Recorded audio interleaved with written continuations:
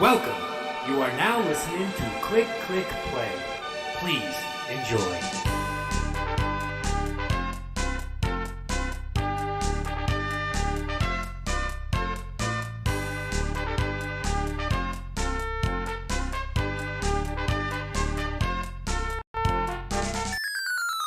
Fight! Ladies and gentlemen, boys and girls, children of all ages. Children. Especially... I'm not going to finish that. Hello, welcome to the granddaddy of them all, Click Click Mania. Introducing first in the red corner, the Ginger Whinger, Hollywood Hunk Jordan. Yeah. So, Jordan Reese is back for another podcast, brother. Yeah. Ooh.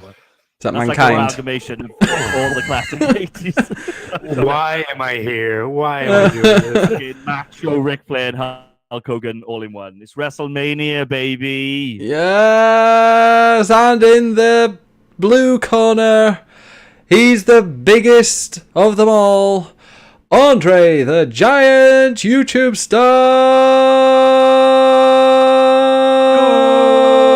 My dog's everybody. I'm worried. slowly getting sick, so I'm trying not to by drinking a lot of vitamin C and stuff. Is that a giant mug or are you tiny? Looks like a pint of Guinness. I actually have it really close to the camera. I'm doing the Lord of the Rings style. You're pretending to drink. Oh, how it... Right here. Look at me introducing people right at the start. What's going on here? So Jordan, are you looking forward to WrestleMania tonight? Fucking love a bit of WrestleMania. I won't watch it live because it's too late. I'm not a geek. Oh, But I will. I'll avoid spoilers tomorrow if possible, and come home and watch what is it this year, like 10 hours or something. Oh, I don't know. Yeah, I'm going to stay up. I'm going to stay up. I will stay up and watch it live, including the pre-show as well. I've got sweets and chocolate to keep me awake. Although I nearly fell asleep during the Formula 1 just then, so I don't know how long I'll late. I fell asleep during the last one and woke up when the Hardys were in the ring, and I was like, wait, what's going on here? Matt Hardy? That was quite incredible. Got Mellum in the chat. Hello, Mellum. Fuck you, Melon. Working on a Sunday. God will not be happy. God, I would kill myself. Are you looking forward to WrestleMania, Andre? I could give two fucks about WrestleMania. You could. Couldn't give. Yeah. No, I could give a few more fucks. You thought you could? Okay, that's fine. Oh, so you do I care a would. little. So you care a little bit then. I could give a fuck, but then I would disappear into non-existence. If that makes any sense. No. Yeah, I am actually extremely on the edge of being sick. It is the worst feeling in the world because I don't want to be sick. Uh-huh. I have a trip going to California on Monday, so I'm really just on Tuesday.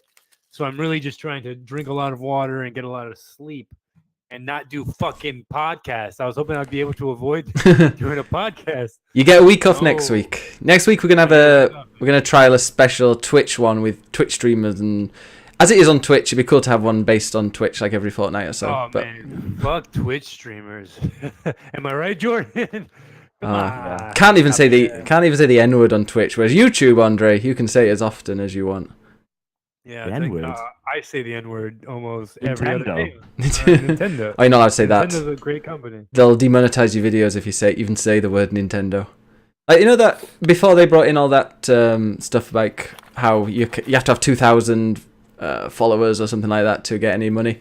Like that video that's Jordan is showing his reaction to the Smash Brothers announcement. That like instantly within 30 seconds just said nope, can't monetize this. Like ever. Like in the future, and even if I did get millions of followers and stuff. How many views does it have now? I last saw it at 3,000, I think. Oh, really? That's awesome.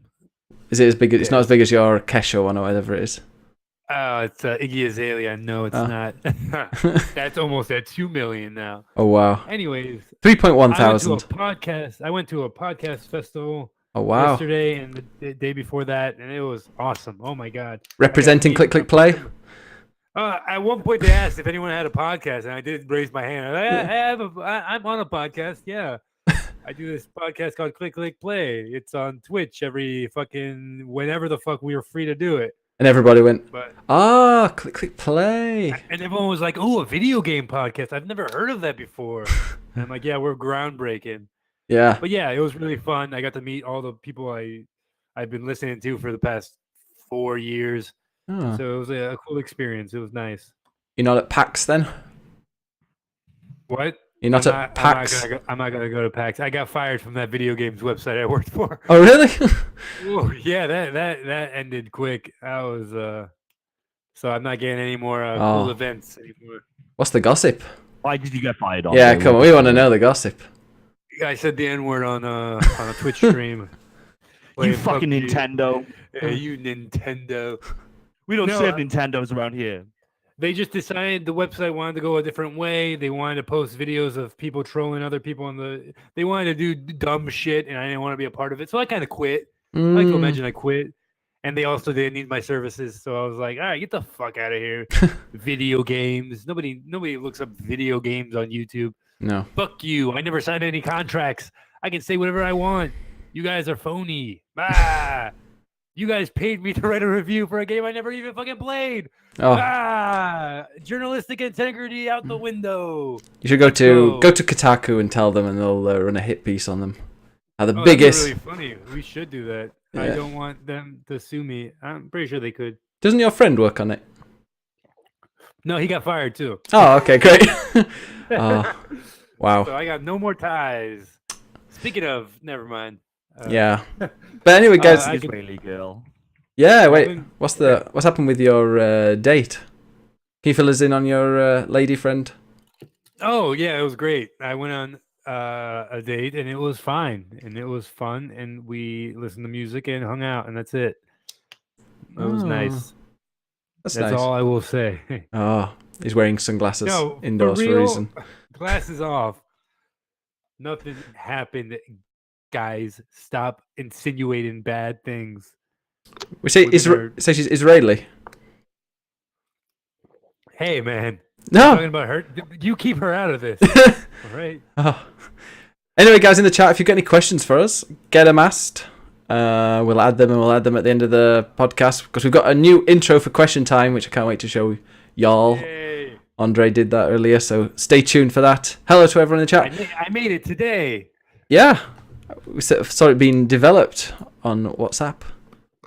All right, so yeah, should we go into the games? Okay, Jordan. Damn it. Now John's ready because he's been watching. He's ready for. Is Triple H fighting tonight? Or wrestling? Is Triple H fighting tonight? Of course he's fighting tonight. Oh, we've got. Triple H and his beautiful, beautiful billionaire princess wife, Stephanie McMahon Hensley, are facing off against the most dangerous woman on the planet, Ronda Kurt Rousey. Angle. All right. Yeah. Calm down. And Wait, she's the most legitimate- dangerous woman. Isn't Hillary Clinton the most dangerous woman? Moving on. Oh, I make myself laugh. Oh God, it's like having Manny here. Facing off against Ronda Rousey, Hillary Clinton. the second most dangerous woman on the planet, and legit gold medalist, Olympic gold medalist at least. Kurt Angle, he's back. Hey. Talking of backs, his will probably break tonight if he does anything. His head looks So, like yeah, a that should be thumb. Like if you put your thumb there, that is his head.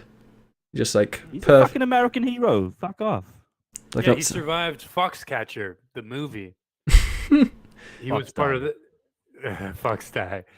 No, he was part of that group. That guy who killed another gold medalist at one point. That was really. Have you seen that movie? Nobody's seen that movie. No. Foxcatcher. Let's do our film minute before we go into game. So I saw A Quiet Place last night. Oh, you how seen this was yet? it? No, I'm It's about to. Fucking great. One of the best horror Yeah. movies I've seen in a long time. Ooh. Doesn't stick the landing. Like it's impeccable up until it's too short. It's like 90 minutes long, and it could have got another 30 for me easy. But they kind of rushed the ending. But everything before that is really, really good. It's the guy from the American Office, the main guy from the American Office, and it's John it's- Krasinski. Steve Sure. Carell. and Car- his- Carol? his- no, not him. And his real life wife is in it too, and she's very Emily good. Blunt. Yes, Janice yes. Dickinson. and children are in it, and, Ew. but I've got a thing about watching films with kids in it. Oh no, don't. Oh dear. Okay, we don't want to hear this. Come on. Twitch terms of service now. So have you seen Terminator, the one with Batman in it? Terminator, the one with Batman. Yeah. Sounds terrible. What's his Suicide name? The Squad. guy that plays Batman. Oh, So Salvation. Okay. Oh. Terminator Salvation, right? Yeah. So I thought that was actually, it could have been okay, but there's this little kid in it with an afro, and you can tell that kid is never going to die. It's one of those films where it's like the kid's never in danger, so actually nobody's in danger. In this film, there's 3 kids, and then in the intro, one of them just gets squished, and it's like, cool, kids could die in this film. It's going to be great. But yeah, totally good. Last of Us vibes. Kind of made me think about, I was thinking about this in the shower earlier, how good The Last of Us is. Film's still trying to fucking catch up to that. It does. The Last of Us does what they're trying to do way better, and I would assume that whoever made that film has probably played The Last of Us and is trying to riff off it. But And you say that really, really good. you say that film. I recommend you go and see it. So that film doesn't I will. stick the landing as well, a bit like The Last of Us. Oh. The Last of Us fucking nails the end. I'm just channeling. I'm Just channeling Man, Manny. shut the fuck up. Speaking of movies, I just saw I Love Dogs, and it was fantastic. Probably one of my favorite Wes Anderson movies. I mean, Nice. I've just liked his movies a little bit more as the years go by. Grand Budapest Hotel, I think, is my favorite. of I his, love but I that think film. this passes it. Yeah, it's a great film. It's beautiful. And I Love Dogs made me want to leave the theater and buy a dog.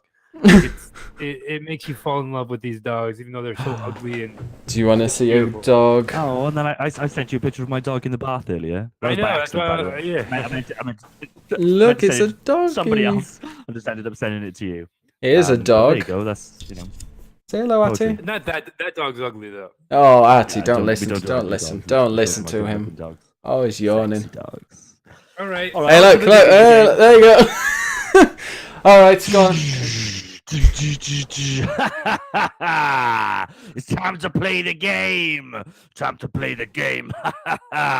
It's all about the game and how you play it. All about control and if you can't take it. It's all about your debt and if you can't pay it. It's all about pain and who's gonna make it. And I am the game. You don't want to play me. Okay. The way you can't change me. I have heavy debt. The way you can pay me. I am the pain and I know you can take me. Look over your shoulder, ready to run. Like a good little kid from a smoking gun. I am the game and I make the rules. So move on out of here and die like a fool. Try to figure out what the mood's gonna be. Come on over, sucker. Why don't you ask me? Don't you got forget the that lyrics the up. price you can pay. Cause I am the game and I wanna God. play. Huh? Your neighbors must love you.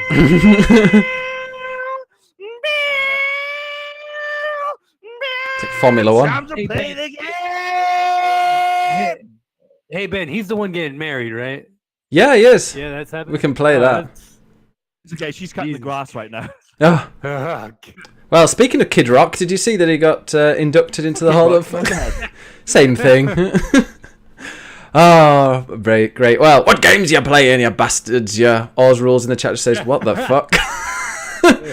What games you playing? I'll let you guys. Start the train tomorrow morning. Oof. Oh, go ahead. You've got like there's a sound from me putting the volume down halfway through that because it was just deafening me. Got these new headphones and they're a little bit too loud. Should be a smoked ahead. Rest in peace, Lemmy. Yeah. Gone too soon. Yeah, games Not really. Surprised he laughed. with that voice.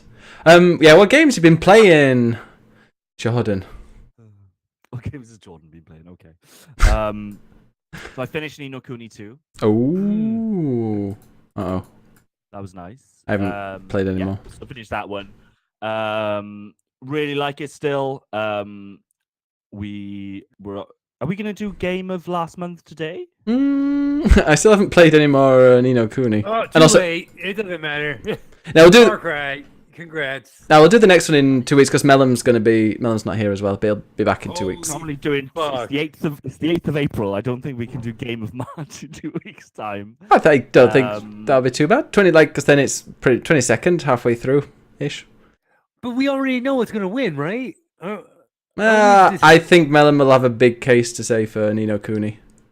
Oh I can my crush god. it. Yeah, he can crush it, and I vote for Far Cry. What do you vote for, Ben? Go. I haven't played any more Ni no Kuni, so I need to.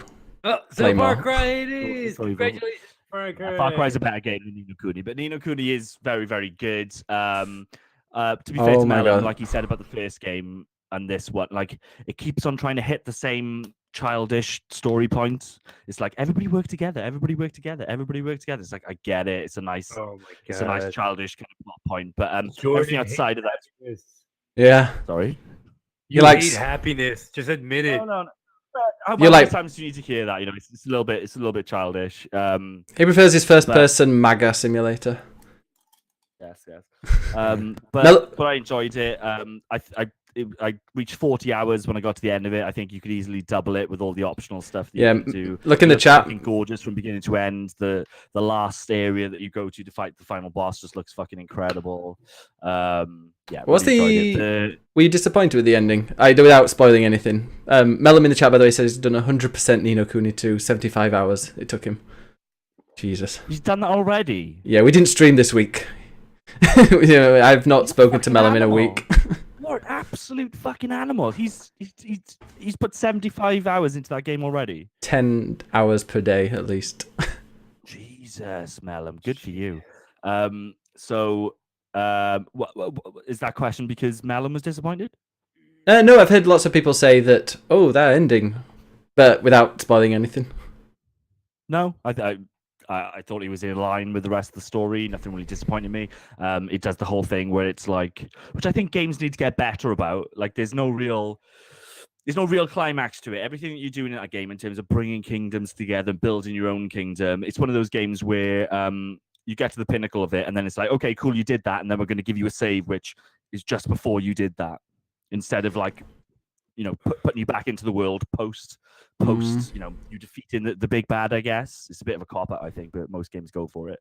Yeah, Witcher did that. But no, I wasn't disappointed at all. I think the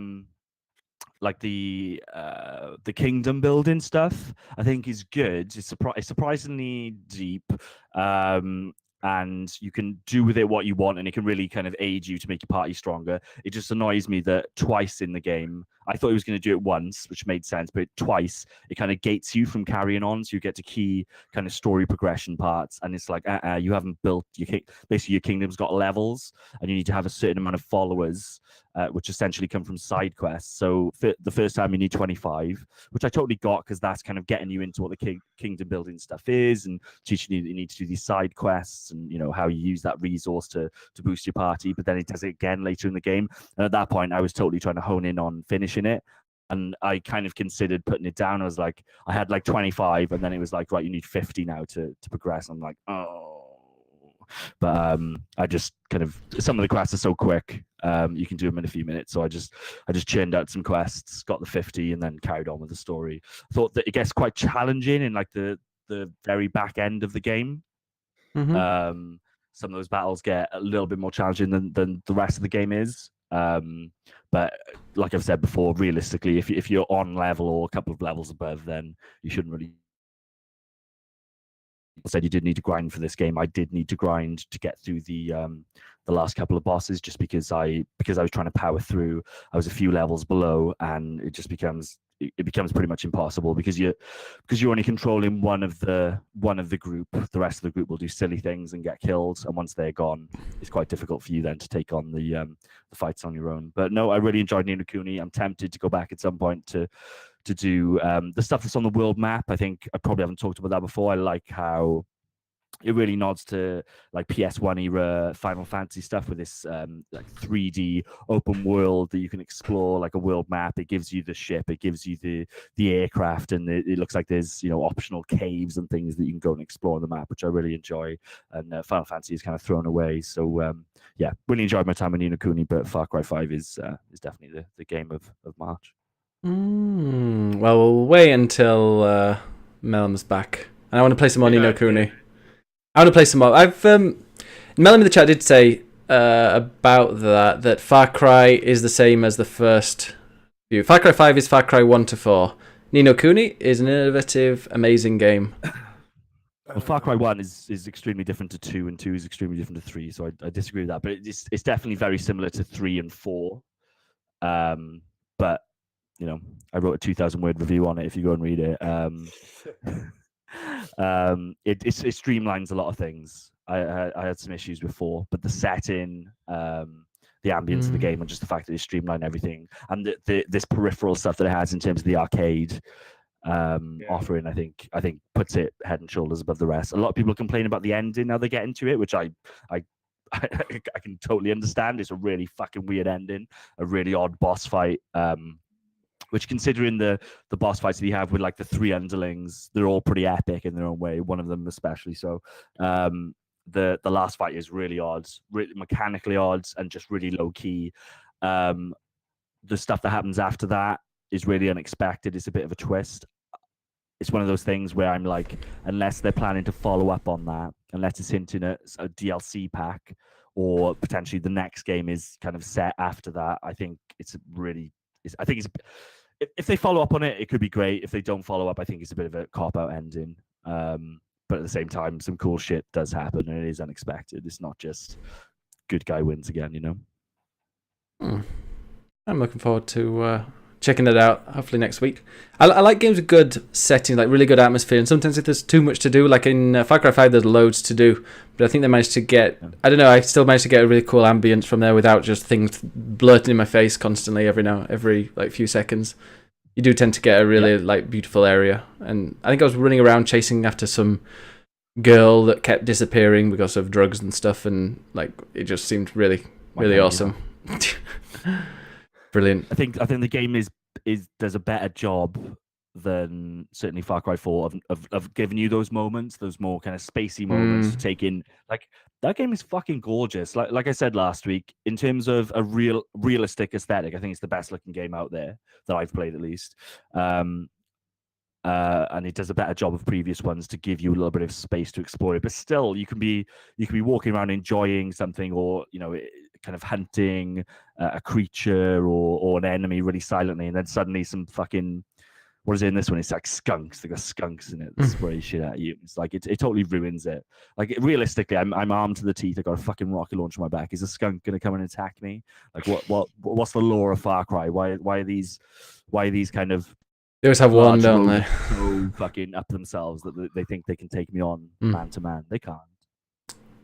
Got the new honey badgers. I found that with Far Cry 3, like a lot of the time I was just wandering around, not even doing quests, just going around crafting stuff, going and like catching fish. I think it was at one point for stuff so I can make a bigger backpack or whatnot. And yeah, you don't do any crafting here, but I like looking for those. With the more exotic setting of something like Far Cry 3, you can kind of understand that animals are going to attack you quite often. In this one, yes, bears, sure.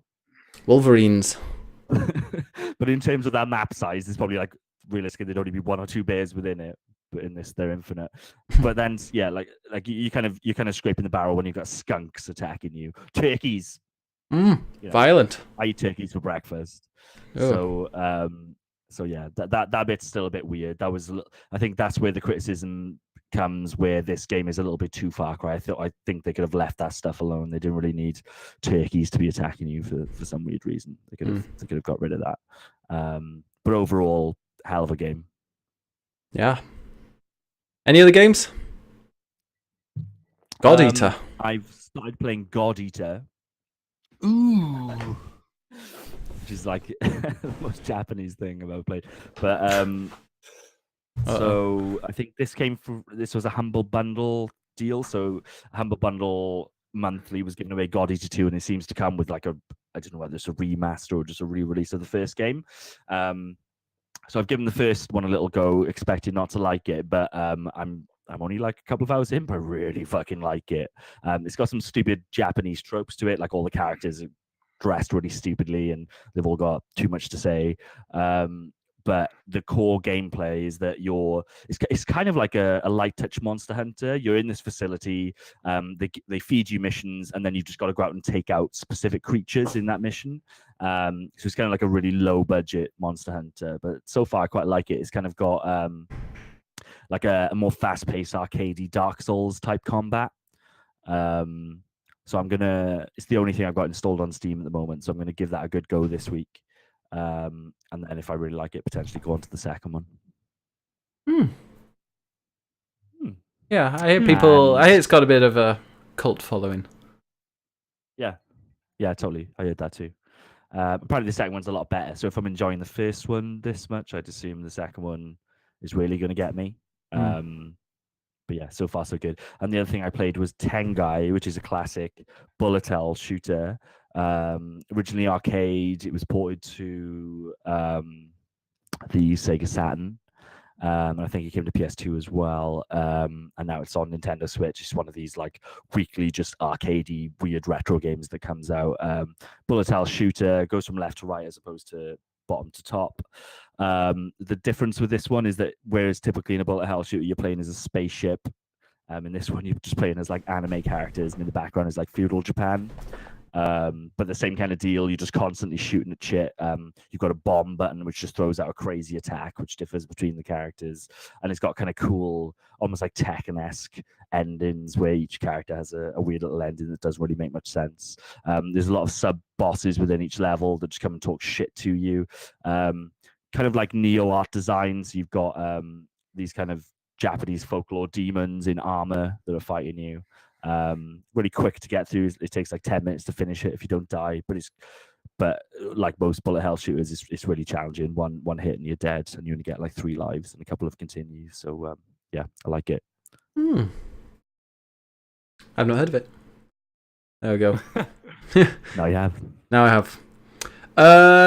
Just before I move on to Andre, games I've really not played anything that exciting today. This week I just went and played loads more Division. They had like a 2-year anniversary, so they had these special events out. Now, I mean, when I stopped playing Division before, they'd release these things called gear sets, where if you get like set bonuses if you've got 3 of the same set or 4 of the same set. Now they've got these special classified ones that you can only get if you're really like looking hard, or if you're like grinding these global events. So I got a few of those things that just make it so much more fun to play. Yeah, I mean, people complained a lot about Division's enemies being bullet sponges. With a good gear set, they're not. You can get rid of them within a second. It's a lot more. I'm just like one-shotting them with snipers as well, which is making it a lot more fun. And it's that type of game though, isn't it? Like, as much as I get that complaint, and I think it's kind of unavoidable because the way they set that game was kind of modern day New York. If you're going to have level gating, so if you've got a level 37 enemy and you're new into the game, obviously you can't take down that enemy. Clearly, it's going to be a bullet sponge. Whereas you've got something like Destiny, where things can be gated in that way, but it's more believable because they've got like shields. And, it's a little bit more supernatural. So it is difficult, I guess, for them to pull it off. But I've watched you play a little bit on Twitch this week, and it's kind of rekindled my love for the Division a little bit. I think my plan is that when that second one is about to launch, I'll put some hours into the first one just to get through all the additional content that they release. But it just looks so good. It's a really quality product. Yeah, there's a new area actually called the Piers. I don't know if you've been north. It's the northwest. They only kind of recently opened that, but it's like a horde mode type thing, like endless hordes. And when you kill enemies, and then you get these coins, and every now and again you can open a crate with you pull all your coins together, put them in and open it, and every now and again you'll have enough to open it and get some really cool gear. And that was really fun. Just like a totally new area. It was a free update they just added and said, yeah, have some fun. And yeah, it was really good fun. And there's a really good community on Twitch, just random people coming in saying, hey, let me join, let me help. I had like 40 viewers at one point, just people watching it. Fun game. It's so weird because like the Division, they're trying to be realistic with it, so like they're not adding crazy weapons. Like the reason I dropped off is because I feel like I just didn't feel like the game was gonna be able to be expanded upon. Like since they tried to be real, like all the clothing looks boring. Like all the guns are just like your standard guns. When you play a game like Wildlands and it's like, hey, we added the Predator in it. Yeah. Like I wanted more stuff like that out of my Division. I live in New York, man. I go through that every day. So, I think my feeling was coming out of it was that I really enjoyed it. I played through the campaign single player, which isn't the way you should play that game, but I still enjoyed it, and I think that's a testament to it. I played a little bit with the Dark Zone stuff. I still think that's really interesting, and I hope they really expand on it. But my thought coming out of it was, okay, I think you guys were gunning to try to go against Destiny, and you haven't quite done that, and I think this will go away, and you'll have to look at the second one. But there's this growing narrative around Ubisoft and the way that they're treating their big multiplayer games like this, where they might come out and they might, do initially well and sell really well, but the narrative becomes quite disappointed and negative around it. But they put a lot of time into building those games up. They're doing it with Wildlands. They definitely did it with Division, and I really appreciate that. And I think it's quite ironic now to compare where I haven't got the numbers, so I'm not sure how many people are playing Destiny 2 and how many people are playing the Division, but certainly in terms of that high level narrative, people have turned around so much on the Division, whereas Destiny is getting buried right now, and I imagine Bungie is panic stations. They've invited people. I think that's quite ironic considering where they were like a year and a half ago. They've invited quite a lot of people recently to like big streamers and stuff to get their feedback on on Destiny. Just looking at Twitch, I mean, it's not a very good idea to check it, but 770 people watching the Division. 3,500 on Destiny 2. So still people are watching it, but whether they're actually playing it, I don't think so. But yeah, it's I don't know, but it's not actually in the news, but that was something that they're adding to Wildlands, isn't it? Sam Fisher from it's tomorrow. That was a weird one. Pick up for the news, actually. They're announced. Is that happening tomorrow? Tomorrow there's an announcement, so that looks like Splinter Cell dudes coming to Wildlands. Yeah, with the original voice. Another game that I want another kind of run pass. I didn't even finish that one, but I really like it. Again, doing it wrong and playing a single player, but I quite like having 3 AI people. And what I like about this new update is that they're letting you kind of do some customization to those AI guys that come with you, which I'm all about. I like gearing up a squad and giving them sniper rifles and getting them to support me. Wildlands seems like a cool game. You fire up for a couple of hours, kill a few people, and then put it down for a bit and then come back to it. It's one of those you can just really easily pick up, and you know what you need to do. You need to go and kill someone. I wish it was a little bit more strategic, like they're giving you this big open map, and kind of similar to Far Cry, it kind of feels like the game is geared to however you want to take down, whether it be a base, an outpost, whatever. Once you've fired a certain amount of shots, it seems like you're pretty much always, the enemies will always work out where you are, because the strength in the game, certainly with Far Cry, is those kind of intense firefights, and they want to get to that point as opposed to kind of letting you take out a base kind of stealthily. I know you can do it, but it definitely feels like the game is geared to that high alert phase and having a full-on gunfight. Although I find that in Wildlands you get killed really quickly. It's a lot more realistic in that way. If you're fighting somebody, if you're fighting 3 people, in Far Cry you can probably end up gunning them down by just running and shooting and but switching weapons. In Wildlands there's like 20 people in a base, if not more, and then they bring in reinforcements. So it does feel a little bit arcadey in terms of the body count, I guess. Yeah. Also played quite a lot of Fortnite. I introduced the only person I think who's never played it before to the game yesterday, and I kind of went to bed about 6 a.m. just playing that all night. Really good fun. With beer. It doesn't help you, but it makes it even more fun. There's a comet. I don't know if you've seen, there's an asteroid in Fortnite. Oh yeah, don't play Fortnite if you're really drunk, because you'll end up spending €35 on skins. But there's a comet. And what kind of skins did you buy? A really cool one. My glider. My glider is now a rocket ship that has flames behind it, which is awesome. It's so funny how me and Jordan were right about Game of the Year. PUBG should have been lower. Fortnite should have been in its place. And we knew it. Well, Speaking of PUBG, I played a few rounds of their new map, their small map, which is a quarter of the size. How is it? It's I mean, it's weird because the textures are kind of low. None of the buildings have any furniture or anything in it. It's just blank. It's like they said, here's a really small map. See what you think to it. And they haven't really put anything into it. I really like the atmosphere because it's in some kind of, it's like Far Cry 3-esque, but really tropical, like a jungle. But yeah, you go straight in there, you start killing people. The thing I really like about Fortnite is the games are quite quick. You might die really quickly, but it's just click straight. Well, it's just there's a massive, really quick turnaround. You go straight back into the game. Whereas PUBG, it's a bit longer. Only you have to wait a few minutes. I don't know. God, it's so annoying. You can go back and listen to the podcast where I literally said what you're saying, and you're like, "No, it's not that long."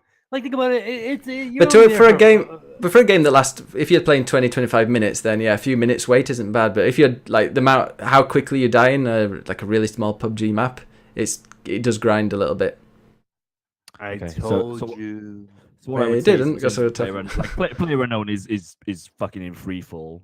I think we all know it, and it's dying, which is a shame because I really like that game to be a full polished product. I'd really like to play it. I would play it way much more than Fortnite.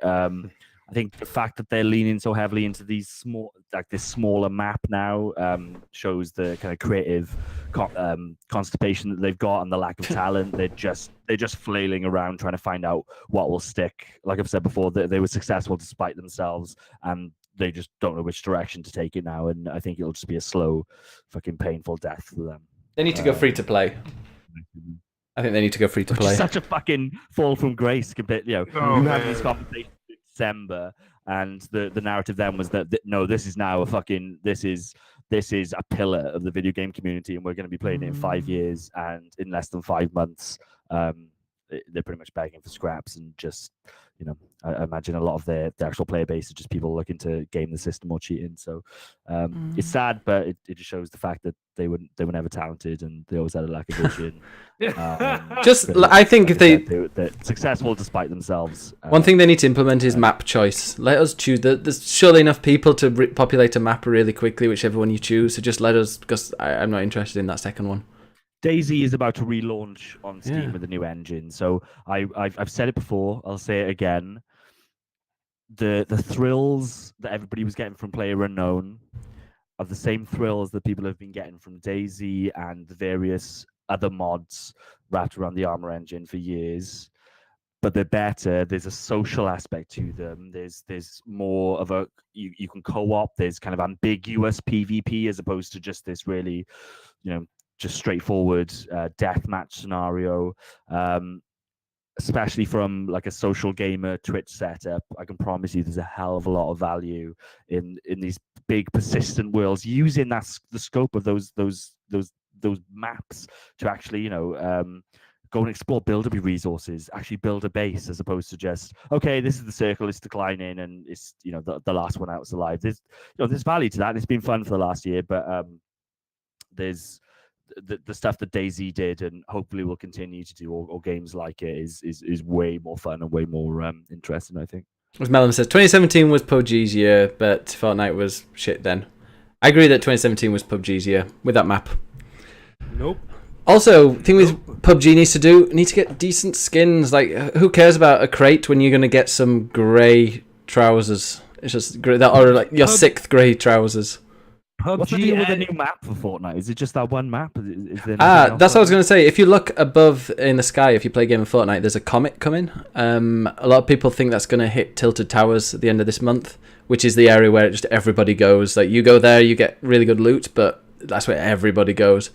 And they're going to, because like everyone's going there, a lot of other places are not very populated, and it's ruining the what they want from the game, apparently, or what they want. They want everyone to just be like spread out all over the map. So they think that's going to get bombed to shit, and then I don't know if they're going to. I think it might destroy. A few people have suggested they might be destroying pretty much the whole bottom of the map and remaking it, which I really like. I like the fact that there's just one map, and they're going to keep updating it and changing it around. Oh, okay, Ben. Now you like that.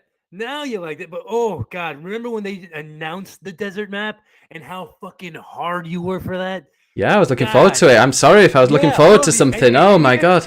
And even when it came out, you're like, this is the best thing ever. No, PUBG is 2017 is PUBG's year. Oh yeah, it is. And then you know what happened? A couple days go by and you realize that you were wrong.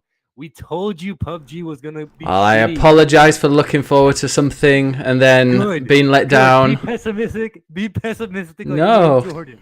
Just because you have to live in Trump doesn't mean you have to have a really dark outlook on life. You can be positive about things. No. Just PUBG, think, you know what's Hillary 2020. You know what's funny? There's going to be a fallout for Fortnite as well. People are going to get bored of the same old thing over and over again. People getting bored of a video game that's popular. When's that ever happened now? I wonder. God. Oh, Every man. time? I can show you an example on this fucking podcast where you said this game is PUBG deserves to be the best game of the year, and now Yeah. you're talking shit about it. It was the game of 2017. It wasn't even a game. No, it wasn't a good game. They added Volton, and everyone freaked out. It was a bad game then. It's a bad game now. And Well, it must be tough being so wrong. Anyway, news time. Oh wait, Andre, what have you played? We've only got 15 minutes. wait, how did we lose the interstitials? What happened? 20. We've got 20 minutes. You play Tomb Raider? Do you like Tomb Raider? Oh yeah, no. Okay, Marvel. Boring game. I'm playing Marvel vs. Capcom. Boring game. Bad game actually. Moving on. Should play Fortnite. What, the latest Marvel vs. Capcom? Yeah, it's not good. It's Yeah, very I've heard bad. I've heard it's pretty bad. Yeah. It looks like garbage. It's an ugly game. It's a very ugly game. Holy shit! It looks like a place. It looks like a Vita game at times. I'm like, God. Oof. But yeah, it's a bad game. Plays poorly. I just played Dragon Ball Z as well. Dragon Ball Z is an incredible game. It's what Marvel vs. Capcom should have been, and this is a fucking laughing. This game, I don't know how it got made. It's bad. Moving on. Okay, news time, Jordan. Is that whiskey? Yes. Oh God! Did you mute him? No, I didn't. I didn't mute him. I think he's muted himself. Okay. Oh, he muted himself. Good. All right. Perfect. Hello, Jordan. My daughter Your mic just turned itself off. Mute. committed suicide. His mic was like, "Fuck this." I'm not getting shouted at anymore. Okay, news. Shadow of War is removing its microtransactions 6 months after release. This is my bit. Oh, sorry. Jesus Christ. Shadow of War is removing its microtransactions. He put it together. He can do what he wants. Too little, too late. Sorry. Move on. Yeah, I know. I'll probably go back to it at some point, but I gotta imagine I'm in the minority with that one. I think I was a little bit more upbeat on the game generally than other people were. I had a good time with that game. I think it made my top 10. Yeah, what I would say, like, I guess the more interesting thing isn't necessarily about this game, but it's about just the general direction of large budget video games right now. Battlefront 2 was a fucking massive blessing in disguise. That face planting so hard, I think, has made a lot of big companies reconsider how they want to market their games and how they want to add value to them. And I think the whole loot box thing won't necessarily go away. I think games still need to try and add value, but they need to consider how they can do that without pissing a lot of people off. And Shadow of War, I think they probably had high hopes for that game, considering the real kind of like really high level cult status that the first one had. People loved that game. I actually think the first one was overrated, but people do really love that game. I love the first one. The fact that the second one kind of came out and went away, they must be quite tense about that. They can't be happy, but I think the second one felt like a lot more of a tale. It felt to me like a repetitive grind. The first one never bored me in the slightest. I could do all the extra if I wanted to, but I didn't have to. It just, whereas the second one, you have to grind, you have to kill these people, you kill these people to kill this one, and then you got to do it all again. Whereas in the original one, you only had to pretty much get to the top once, and it was spread out, and there's too much. Sorry? Especially considering the main character is like so fucking wooden and boring. My God, that's my biggest complaint about that fucking Celebrimbor. They probably should have started again and let you like create your own character or something. If they want you to spend hundreds of hours in this game, they can't expect you to do it that fucking tosser. I would have rather it been like a blank slate who doesn't say anything. I would rather. I think that would have been a better game than have him fucking speak in the most generic voice, with the most generic face, some fucking white dude looking like Ben. I wish. I quite like the elf dude, Celebrimbor. He was cool. No, I hate him too. I thought he was even more boring. I thought the entire cast of that game was like they were told, like, "Hey, make sure you're trying to put the players to sleep." I skipped every single cutscene in that first game just because I couldn't even bother to watch it. At the end, it made no. The gameplay was so fun, but like. I think the orcs took all the personality. Yeah, I can see that. But yeah, like I said, I think it's 6 months. It was so ridiculous, the comments that they came out with, like, "Oh yeah, we realised that it's taken away from the experience of forming bonds with your own orcs." It's like, yeah, everyone told you in reviews, like the day it came out, like this is even before it came out. Like, no, you're building bonds with orcs, so finding them in loot boxes, the ones that are way better than the ones you've been like collecting while playing the game.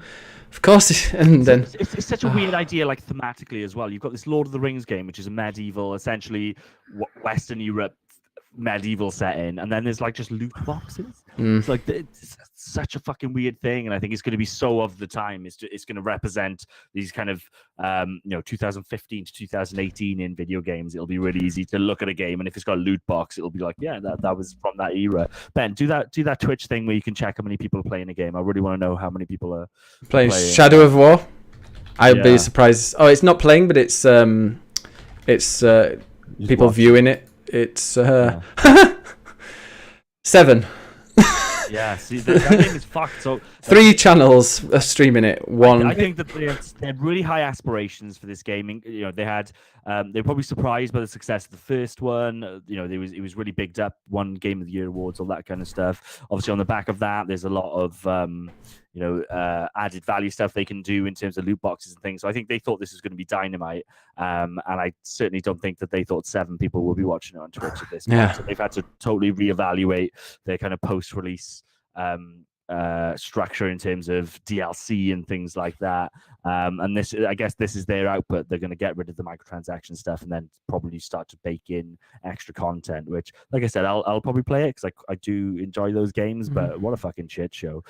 Second only to Battlefield 2. My favorite is which obviously did a very similar thing a couple of weeks ago. So I love that the second highest stream. The main thing on their channel name, stream name is not Fortnite.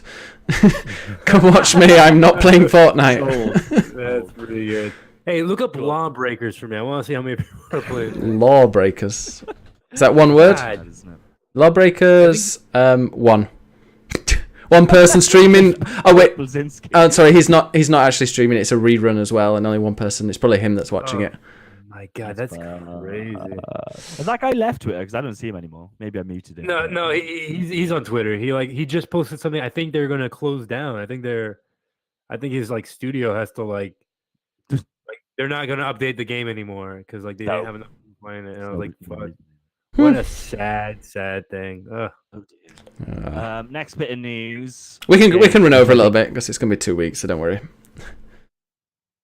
What? It says it's going to be every 2 weeks, so we can run over a little bit. I intend to. I'll let you. The next bit of news is that Spider-Man is going to release on September the 7th. That one now. That looks good. I stand firm in the fact, and I don't think it's that much of a bold prediction. This game is going to sell so fucking much. I think this release date is sooner than a lot of people expected. Obviously, it's kind of getting in there for the Christmas window. You're going to get an initial, just the fact that this is a really well put together game. It's on the biggest video game console right now. It's Spider-Man. You're going to sell loads at launch anyway. Then you're going to get the Christmas buzz on it. All the kids that can't afford games getting their parents to buy it. This game is going to sell absolutely shitloads.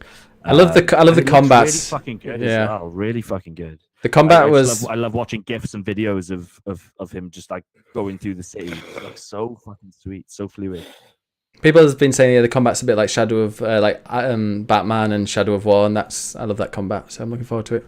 Which is what more do you like? I think that's a really good solution to comic book arcadey combat, beat 'em up type. Yeah, totally. And this developer is so fucking proficient. They've made some really good games. Apparently, the world that they've built is way bigger than the last game that they made. Was it Sunset Overdrive? Was it Xbox exclusive? So just the stars are aligning for this one. I really hope that fast forward to September. I really hope we're not sitting here and saying that it's like a 7 out of 10.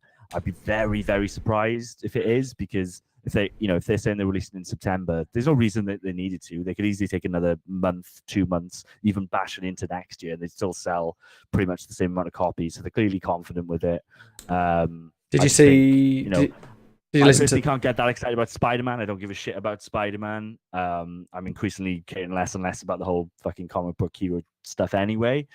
But just from And just to kind of quote Manny, from a business perspective, this thing just really interests me. I just want to see how well it does. Especially, I think it's really interesting that it isn't a multi-platform release. The fact that it's on PS4, like I've been saying this for like the last year. If this was a boxing match, it would have been called by now. And now they're releasing an exclusive Spider-Man game. When Spider-Man is probably hotter than it's ever been. It's just been brought into the Marvel Cinematic Universe. It's got one of the better kind of critically acclaimed movies within that universe, and they're probably gearing up for whatever the next one is. This is just from every angle that I can think of. This is just fucking dynamite. It's gonna just sell so much, be such a cultural deal. Even it's gonna hit those people that only play Fortnite and FIFA. Those type of people are gonna play fucking Spider-Man. Do you think they'll have a battle royale mode? Of course, yeah, 100 Spider-Man. That'd be kind of cool. Into New York. Did you listen to the? How many copies do we think the Spider-Man is going to sell? 2 million, 3 million, 9 million. Technically correct, because it will definitely sell that. I don't know. I reckon it could hit 20. More than Horizon Zero Dawn. Yeah. How much did Horizon Zero Dawn sell? I think to date something like 7 mil, something like that. Yeah, it's not gonna hit 20 million. No way. I don't know. Like if I this think comes out, 5 million. If this comes out and it's a 9 out of 10, so it's got kind of all the nerds talking about it, plus the fact that it's such an accessible IP. Spider-Man PlayStation. I think we'll get at this point you'll have near 100 million PS4s out there. I think in lifetime sales, why not? Do you think we'll get a Spider-Man PlayStation? Yeah, of course, bro. Did you listen to Brad Shoemaker on Giant Bomb talking about it? I don't know. I can't remember if he said he saw it behind closed doors, if he played it behind closed doors, or he played a bit, and he said there were quite a lot of quick time events. So I'm hoping. I'm hearing the exact opposite of that. I listened to the Game Informer podcast. I hope you're right. Yeah, no, they were saying like the moments they showed at E3 were very quick time focused, but like. I think I've been seeing gameplay of it. I don't mind that if it's just like in the main story bits, but I'd just love to be able to run around and kill. In the main story, that stuff that it makes sense to have those quick time moments, as opposed to put it this way: you can have that, or you can have a cutscene. So I think to replace that stuff with a cutscene totally makes sense. But this game will live or die in terms of critical acclaim on the stuff outside of the story, and if you're just going around the city and doing like side missions and how good that stuff feels. And from what I'm seeing, it looks fucking great. Yeah, nice little incredible at this point in the console cycle, and how ridiculously well Sony has kind of won this one. Like it's already called, and now they've got a Spider-Man exclusive game coming out from a developer that's probably going to release a 9 out of 10. It's fucking insane. Moving on, Firewatch is coming to Nintendo Switch. Awesome.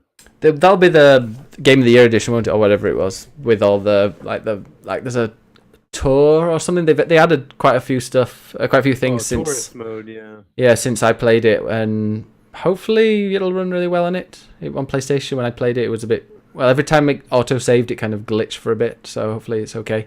But I don't know if I'll buy that again. As much as I love it, I think it's a one playthrough game. Apparently, it's got some bonus content, but I imagine that's probably just like a Mario hat in your hat or something.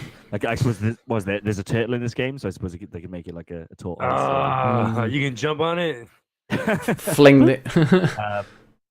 Like I'm personally not that excited about this. I do like Firewatch, I do, but if I was going to play Firewatch, I would play it like on a big TV. If I was going to play it again, I really don't care about having Firewatch on a handheld. But it's cool that it's coming. I want it in VR.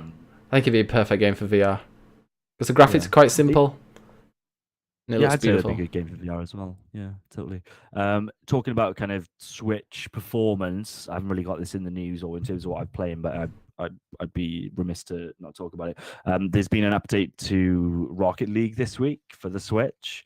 So like I've said on this podcast loads of times that I've moved to Switch now in terms of playing Rocket League, just because it's on a handheld and it works just as well. I feel just as proficient playing it. They released an update this week which really tidies up the visuals in handheld mode.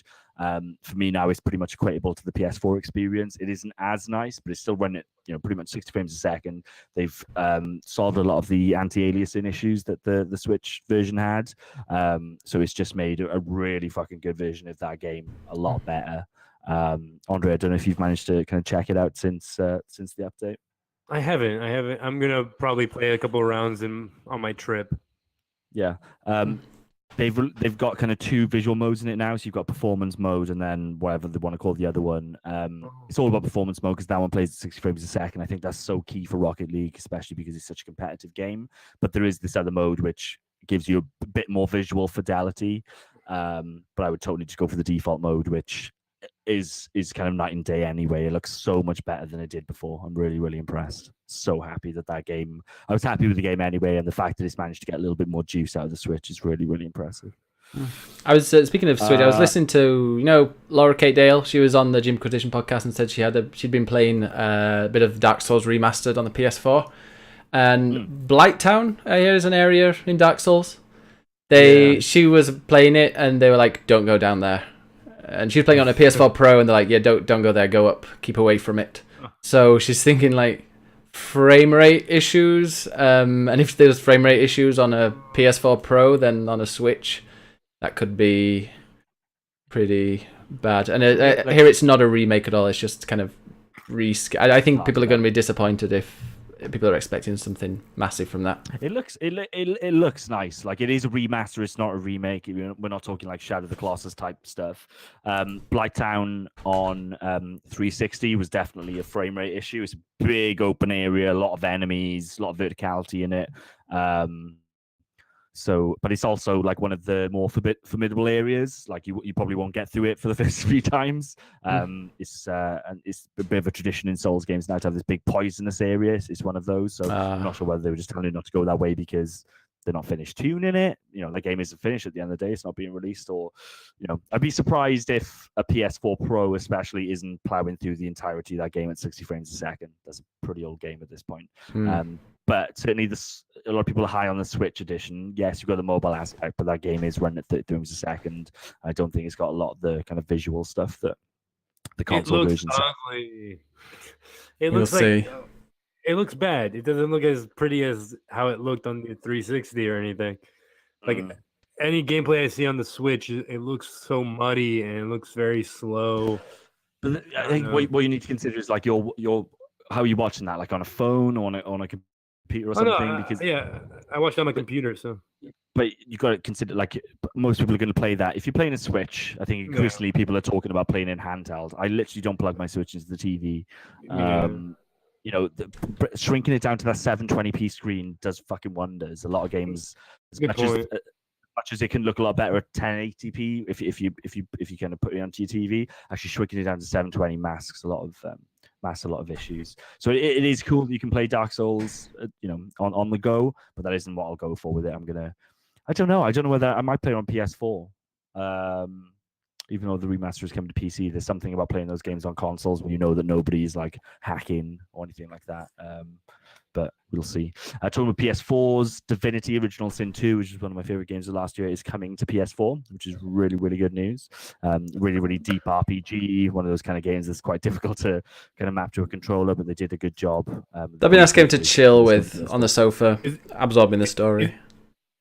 Is it just on PS4?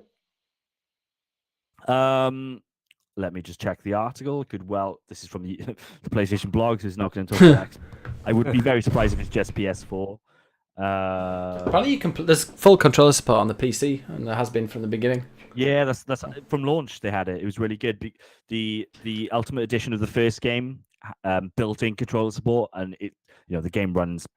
The game is set up pretty much the same, so it was easy for them to have that support there. So yeah, it's really good controller support, and the fact that this game is coming to console is really cool. I'm going to try and find out for you if it's coming to Xbox. I would imagine that it is, but we're just at that point where people just talk about PS4 instead of Xbox. We've got some we've got some hatred in the chat for for the Switch.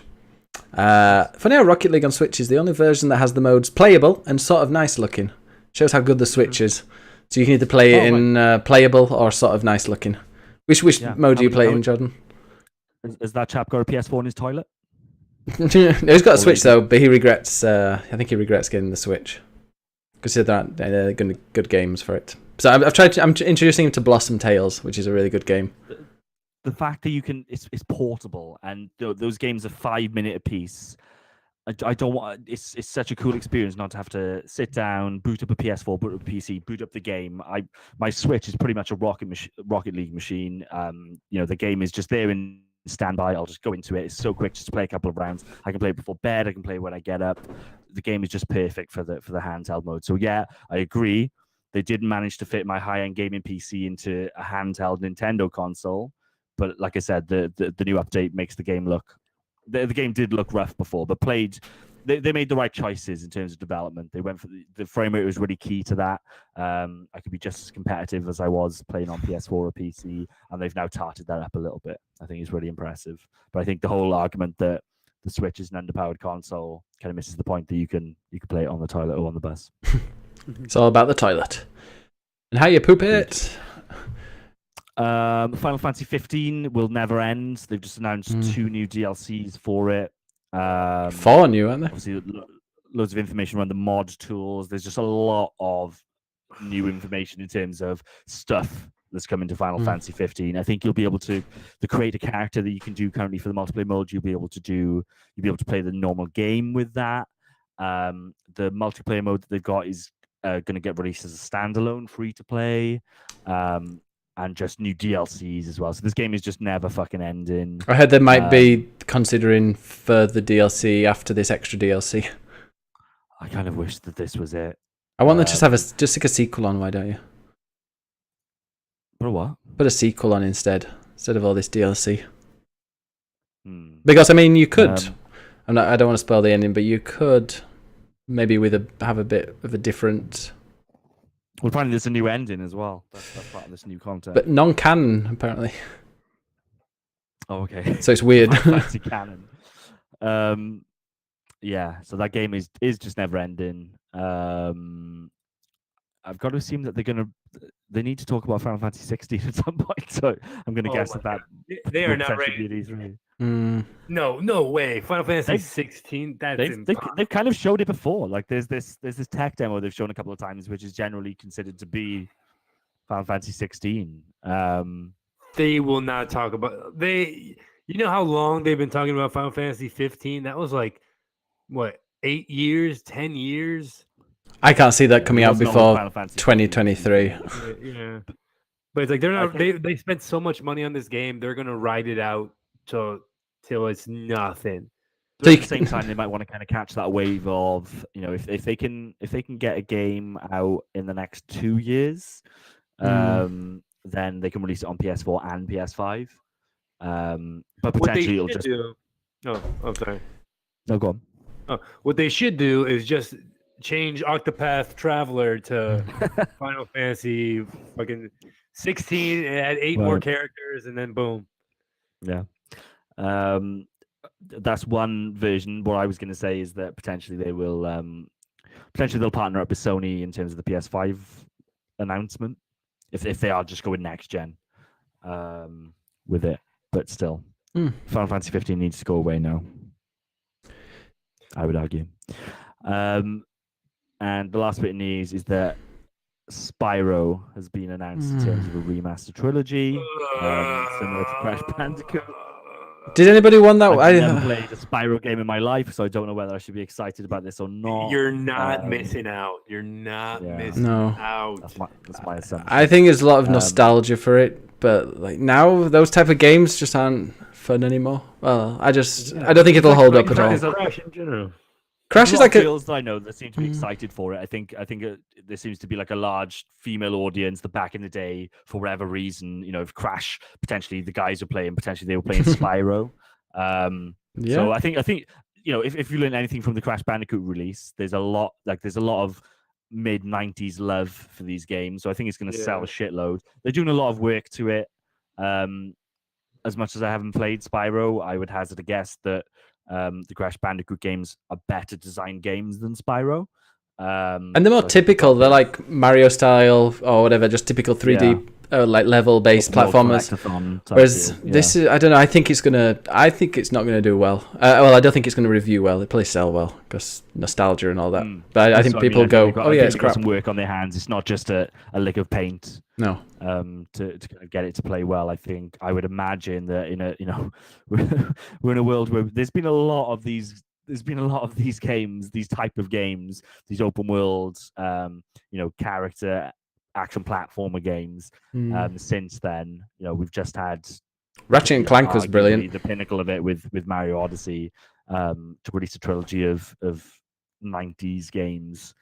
Potentially won't go well, but hopefully they smooth out the right areas. Well, they've done well so far. They've had Crash did really well. Ratchet and Clank was awesome. I love that game. That was one of my favorite platformers, and but I don't think this will live up. But we'll see. Hopefully, it will. Question time. Oh, ready for our new question introduction? Yeah.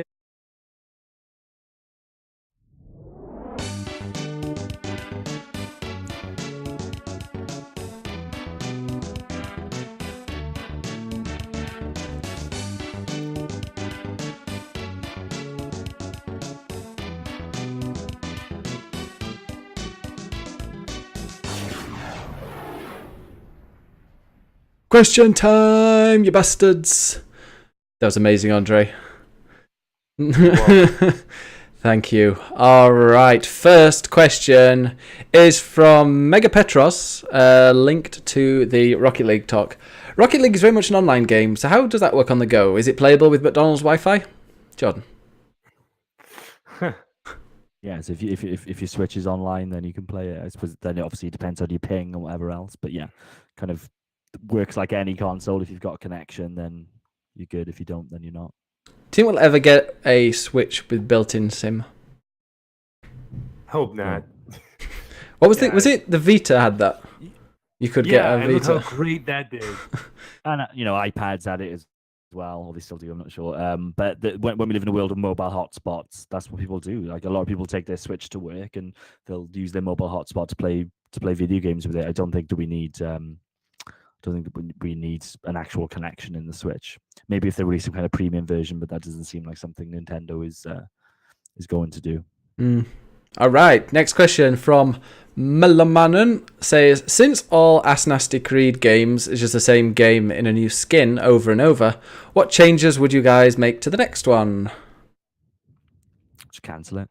I get what he means with that, with Assassin's Creed. I got halfway through that game and thought, I'm just going to bomb for the ending because I'm really not feeling it. God, man. It looked good, though. I would just make it like a lot of people talk shit about Unity. That's like my favorite Assassin's Creed game. It's insane. Like I love the openness of Assassin's Creed Unity. I wish they would have just doubled down on that, or just make a fucking pirate game that's good. Are they releasing an Assassin's Creed game this year? Or are they keeping on a 2-year cycle? Hopefully they're keeping on the 2-year cycle. Some people think Watch Dogs 3 maybe.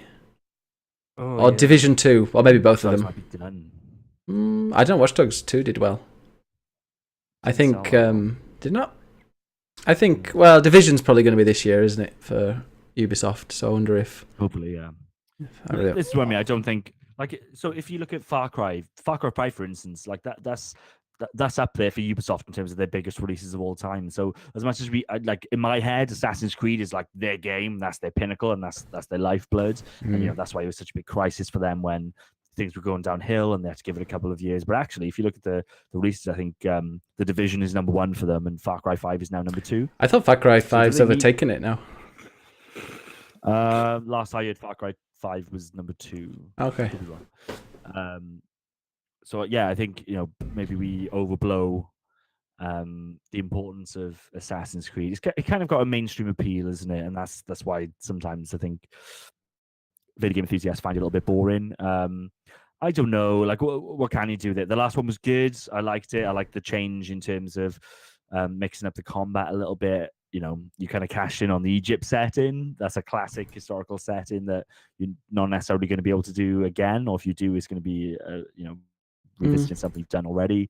There's lots you could do with it. I think doing something in Japan. Asia, or if you really want to fuck it up and just do like either a modern day, which is where a lot of people thought that Assassin's Creed was heading, with all the kind of subplot stuff based in the modern day, would it eventually get to the point where that stuff matches up and you're in New York City with an Assassin's Creed game. I'm not sure. My only hope is that they keep it to a 2-year release cycle, so that they don't oversaturate it. Yeah, give us Cyberpunk one. If they cancelled it, I wouldn't care either. What's the new one? Frostpunk? That's a game coming out that looks really cool very soon. Have you seen from the people that did the last, what's it called, that War of Mine? That looks really cool. Maybe it could do something kind of, I'd love it. I just want more steampunk games. I really want to, I'm so tempted to buy Observer. Looks awesome. Mega says, I think massive, Ubisoft is working on The Division and Pandora. What's Pandora? But yeah, no, they've announced a sequel, Mega, for The Division, and there are going to be 2 more updates. One major update, I think, to The Division. I don't know if there's going to be another one before the second one comes out.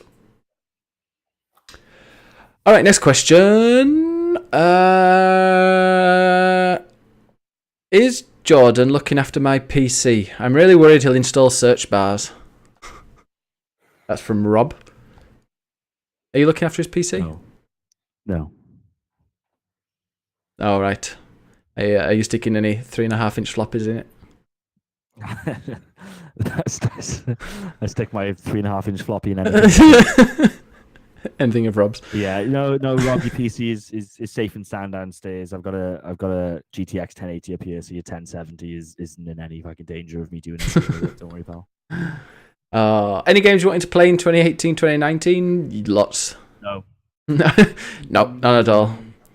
I did the next game. I think I'm gonna. In fact, no, I pre-ordered Dad of War, so I'm looking forward to that. That's out soon, isn't it? 2 weeks. What game?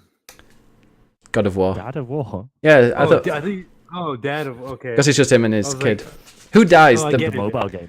Who do you think's gonna die? Him or his son? His son. I think him. I think the rebirth of the franchise is then. I think the son becomes a god. I would guess at some point in that game. Mega says, I hope both. I say his son dies halfway through the game, and he goes crazy. Sends you on a murderous rampage, and that's what the sequel is going to be about. You killing the person who killed your son. I saw a few. Because Kratos is a tortured. Kratos is a tortured character, and that's all they're going to do. They're just going to keep torturing him. Just Kratos dies 2/3 of the way through the game, and then you pick up the game as the son, and then that becomes the new God of War franchise. He is the God of War. My guess. Mega say games, obviously Red Dead. If we're talking 2019, The Last of Us. Pretty lucky. If we're talking 2024, it's that Final Fantasy 16. Yeah. What else is coming out this year? I'm looking forward to Spider-Man. Smash Brothers, maybe. Smash Brothers this year. Holy shit! That's number 1 this year. New Pokemon game. Somebody said that they've been messing around with the website for Animal Crossing. So I wonder if we'll get any info of a new Animal Crossing. I would love a proper Animal Crossing game on my Switch. That would be very nice. Thank you. Mega asks, are you guys excited for Street Fighter 30th Anniversary Collection coming in May? 12 Street Fighter games and Street Fighter 4 Ultra with a pre-order. No. Street Fighter is boring. I'm not a fan of fighting games, I gotta say. Like Tekken, I'll play a bit, but that's about it. Just for nostalgia. If it's reasonably priced, I'd probably play it as like a museum piece. But yeah, you could argue Street Fighter 2 is like the pinnacle of the fighting genre, and I've got a hell of a lot of love for it. So unfortunately, I'm not that excited about that.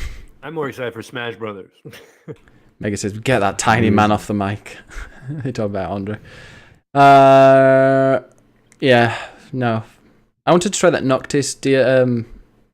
I thought it was going to be free, added to Tekken, but apparently no, you have to pay for it. So I ain't playing that. Okay. I think Division 2, like Yeah.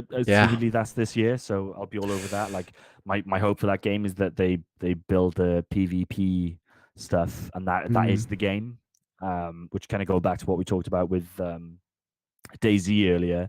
I think a game is a kind of a game like that could really capitalize on what DayZ has done in terms of releasing this ambiguous PvP setting where people can join up with each other but then turn against each other. Games still don't do it. You either have straight up co-op games like we're seeing with Far Cry right now, or it just has to be all in deathmatch like PlayerUnknown Battleground. Why not make the lines a little bit more grey? And you can join up with people, or you can fucking shoot them in the head while they're getting loot.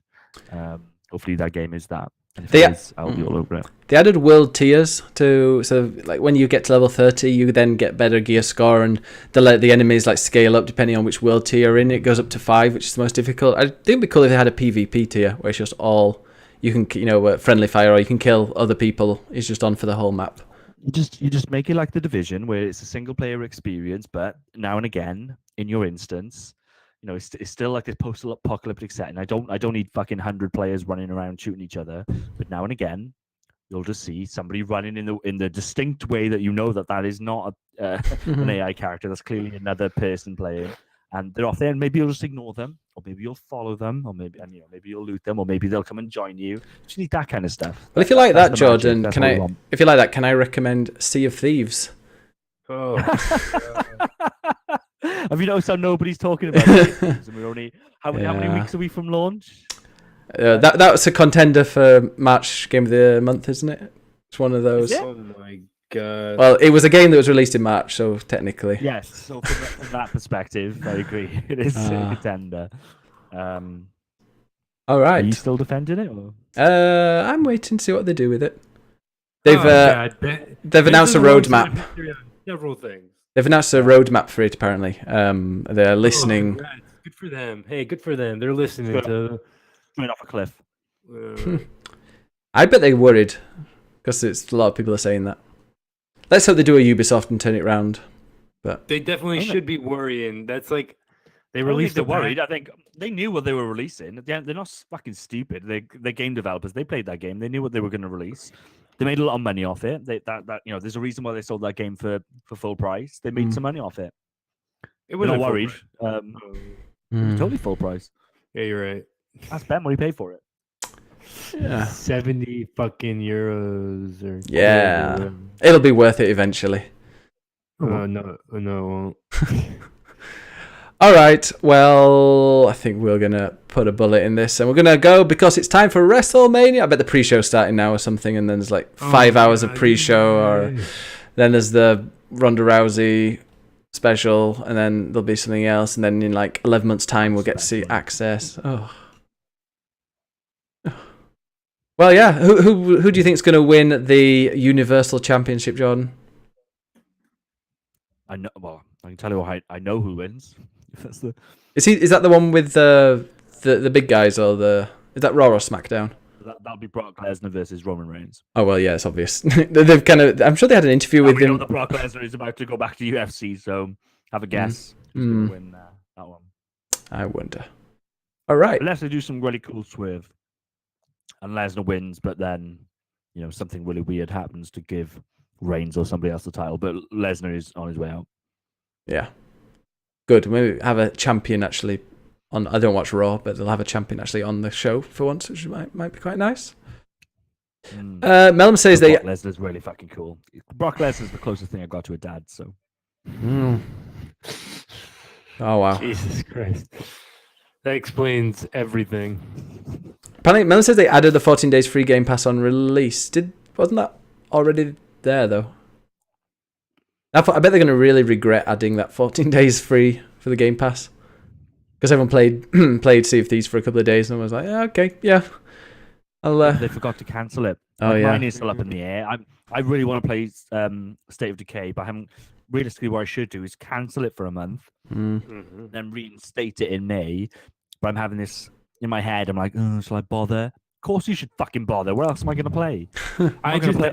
Halo 5. I just downloaded a bunch of games. I just downloaded Spelunky. I just downloaded Fable 3. Like, I'm just gonna start playing all these games again. So I think Game Pass is pretty good deal. Pretty good deal for what you get. It's awesome. And it makes sense for you because the Xbox is your primary way of playing games.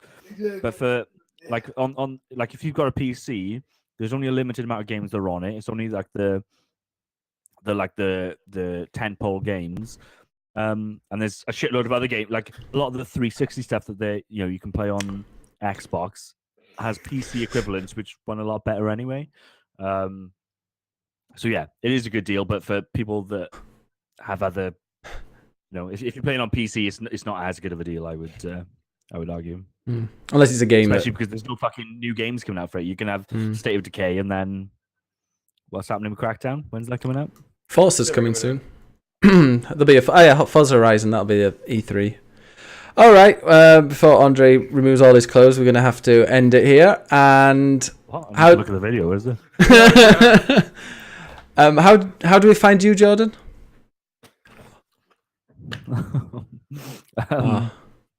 I don't know. Just tweet me, I guess. Yeah, send him to Jordan Reese. Andre, how do we find you?